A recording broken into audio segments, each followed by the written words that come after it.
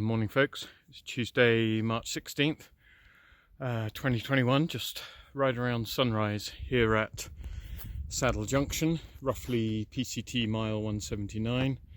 PCT southbound is there and PCT northbound there, and you can see my snowshoe tracks there coming up Devil's Slide Trail from Idlewild.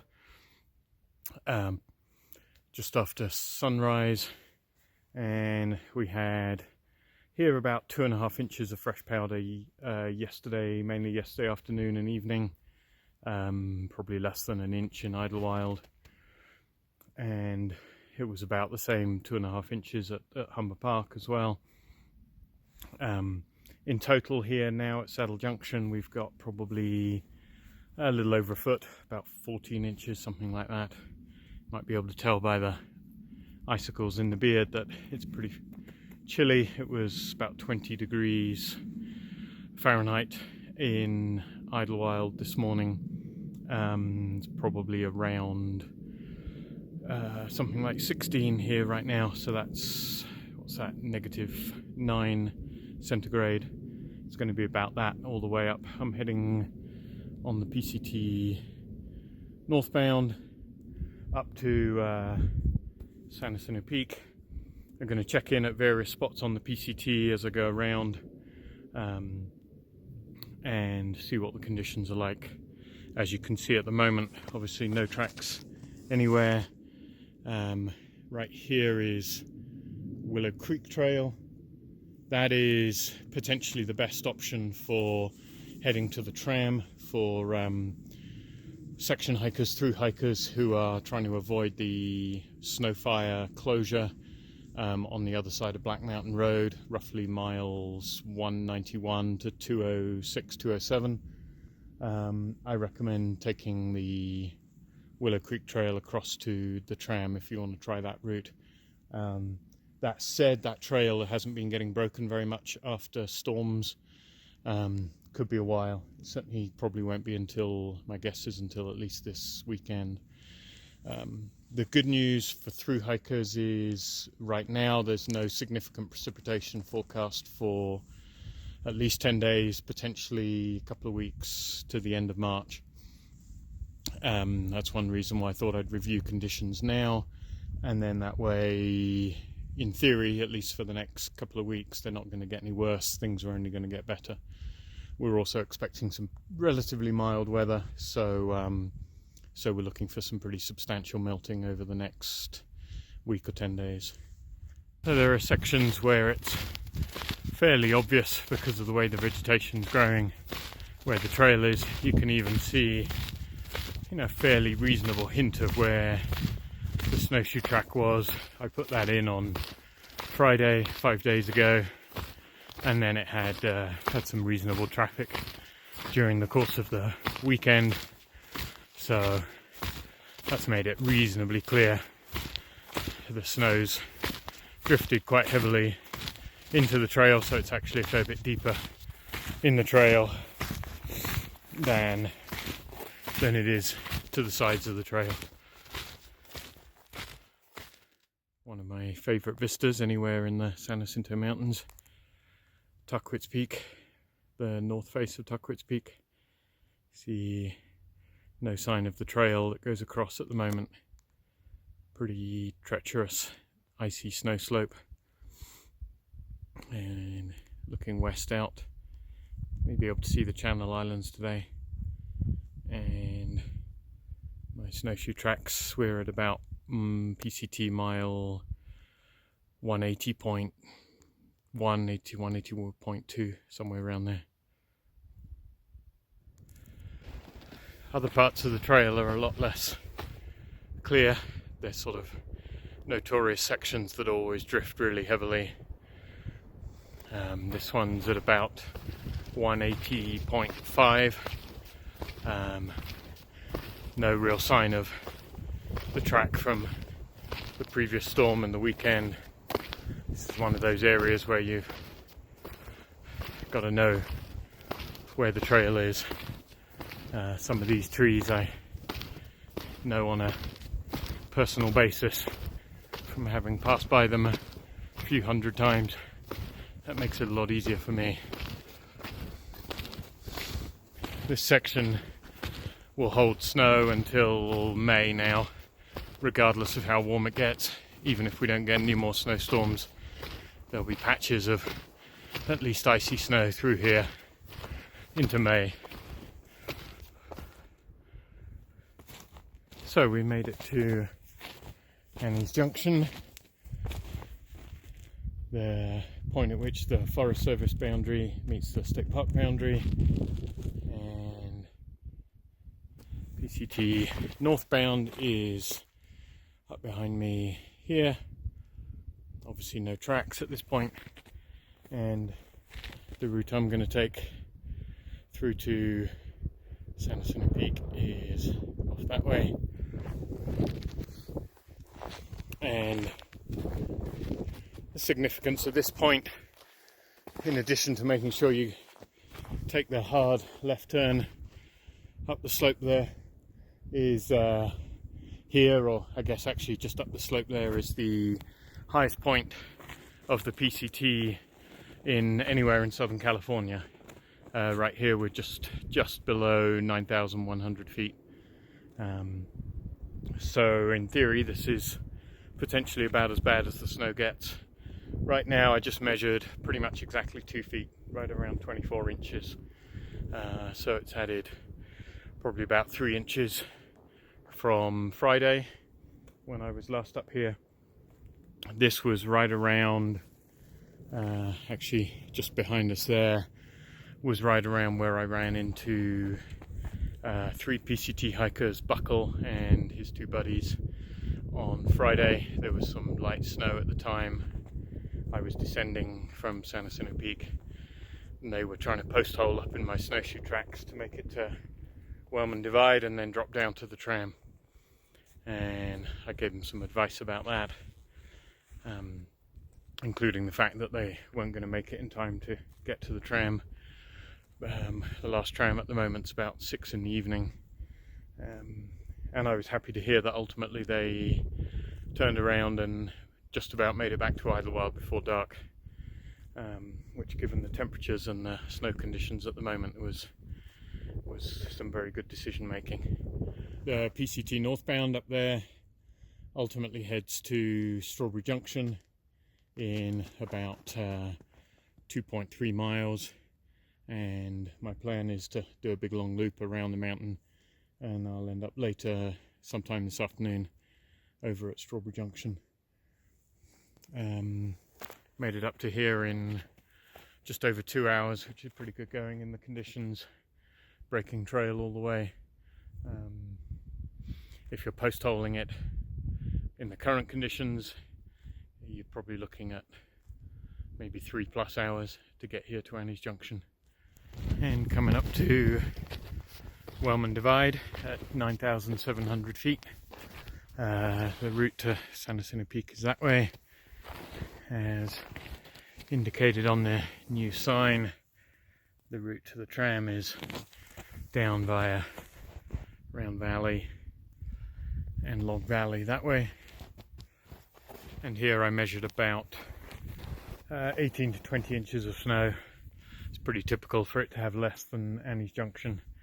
It's more sun exposed, so it melts off a lot more rapidly, and also a lot more wind exposed, so it tends to get scoured out. It doesn't get the accumulated drifting that Annie's Junction gets. And very pretty conditions up here, as you can see. As I mentioned, that has been suggested by some folks as an option for getting to the tram for PCTers trying to get around the Snow Creek closure.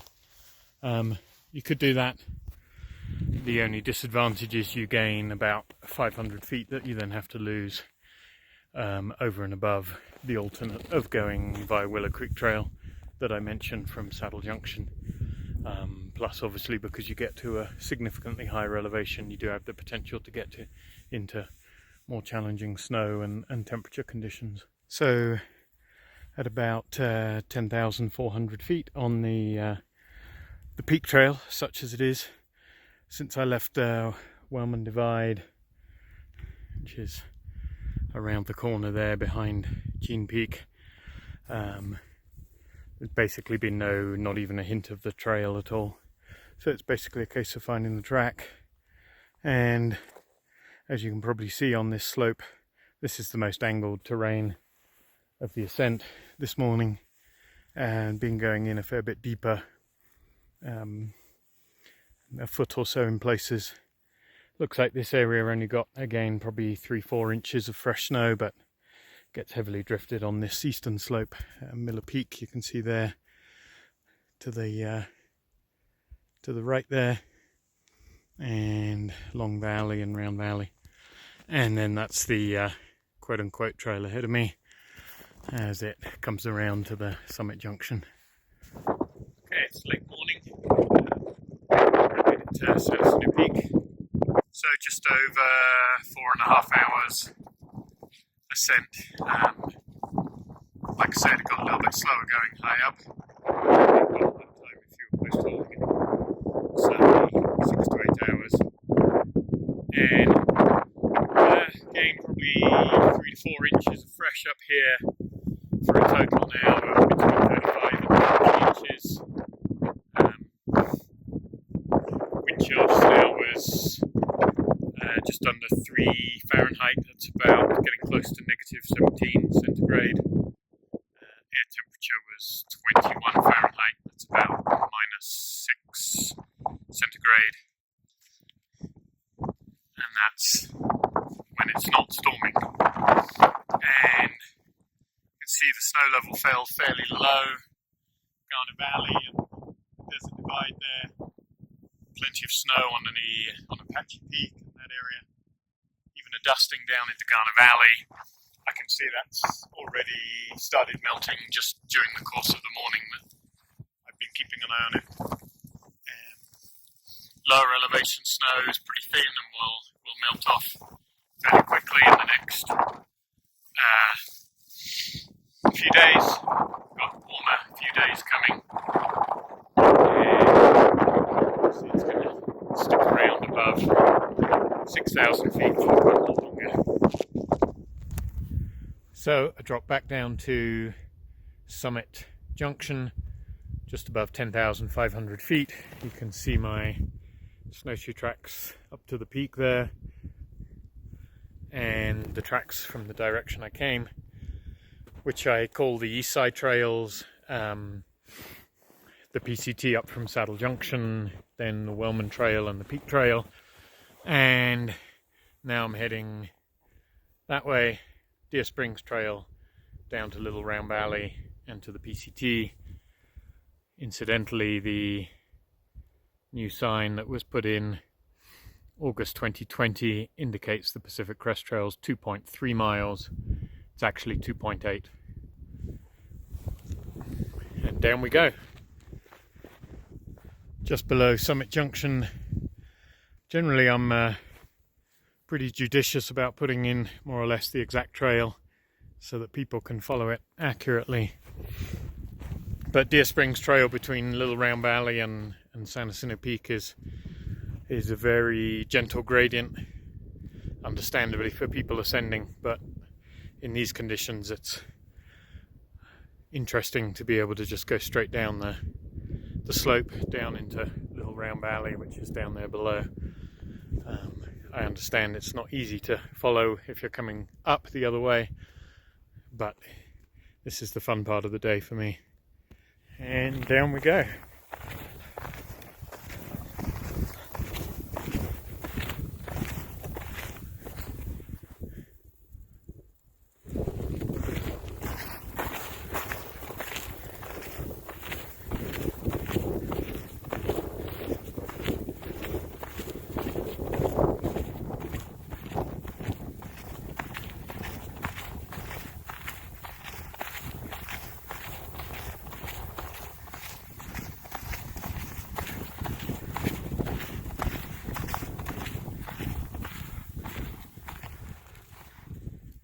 And then that way I'm down to Little Round Valley in literally 6 or 7 minutes. Okay, descending the Deer Springs Trail. This is the current state of the North Fork of the San Jacinto River. All totally frozen and snowed in. So after a not too trivial diversion up and over the top of San Jacinto Peak, I'm back to the PCT here at about mile 185.5, the beginning of the Fuller Ridge Trail. Some signage above the snow, you can see my tracks there coming down from Little Round Valley, and I set this up in advance by digging out the old Fuller Ridge Trail sign, and PCT goes out this way. Obviously, as you can see, no tracks, and I actually haven't seen any other tracks on it all winter or all spring so far. I think as far as I can tell, through hikers are avoiding it at the moment because of the complications with the snow fire closure, which is about 5 miles ahead, and so generally speaking the Fuller Ridge Trail is being avoided, but that's where it is. And now I'm gonna go for about 2.5 miles southbound on the PCT to Strawberry Junction, in that direction there. Finally, just north of the Seven Pines and Marion Mountain Trail junctions. Right now I'm at about probably mile 185, and I've just picked up subtle evidence of the trail from the weekend. The tracks looks like mainly snowshoe tracks probably from the weekend that have only had perhaps a couple of inches of snow in them. Always really enjoy this section of the PCT between Strawberry Junction and Fuller Ridge Trail. Just a very pleasant section to hike, relatively gentle gradient, and a very nice piece of forest.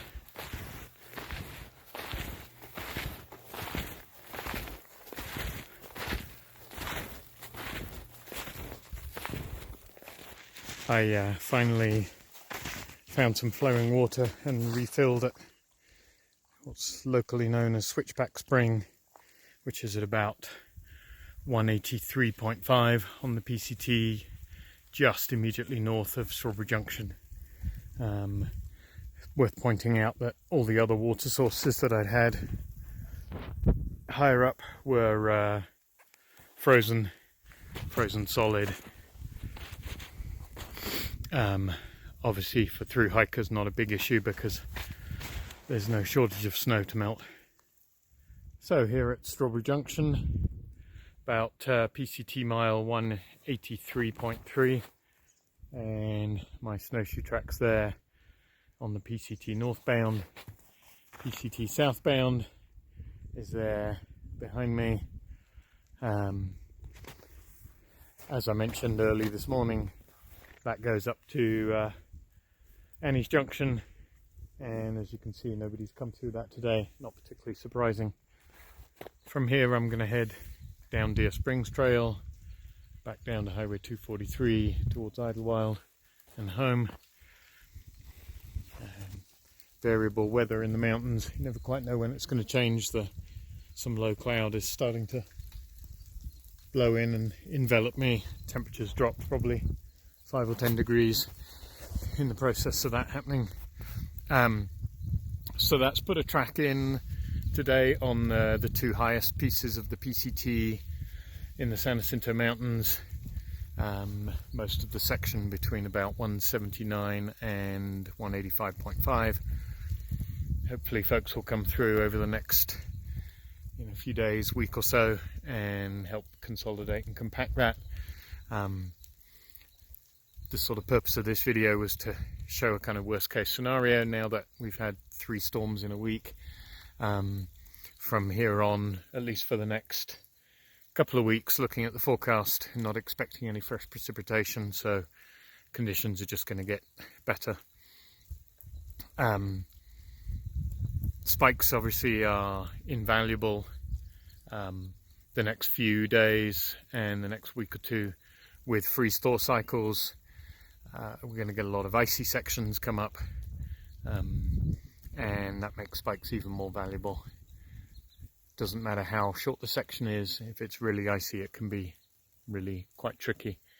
And then I guess the other purpose of this was to emphasize that the Southern California section of the PCT is not a desert section. That should be fairly clear from what I've hiked today. Large pieces of it are desert, semi-desert, but there are also some very significant sections that are circuit around 10,000 foot mountains. The San Jacinto being no exception to that. So in terms of through hikers, I really try on the trail report to emphasize carrying spikes always. I mean, I put them in my pack in November and they stay in there till May at a minimum, regardless of the conditions. That's kind of how I view it. Please send them forward to pick them up in Julian or Warner Springs, Paradise Cafe. If you send them to Idlewild, jump off the trail at 74, go up to Idlewild, pick them up, and then if you want to do that section, go back around. Right now they're probably even needed in Laguna and Cuyamaca as well, at least for the next few days. So please put those in your pack for the Southern California so-called desert section. And finally, a huge thank you to my next door neighbour Alex Coleman, who will edit and do the production on this video, turn it into something coherent. And for more information, please check the San Jacinto Trail Report online, sanjackjohn.com.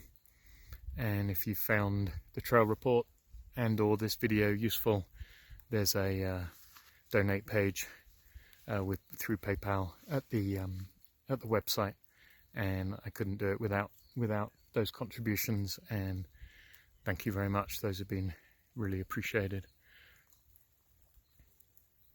As you can see, it's always a beautiful day hiking in the San Jacinto Mountains, and safe hiking everyone.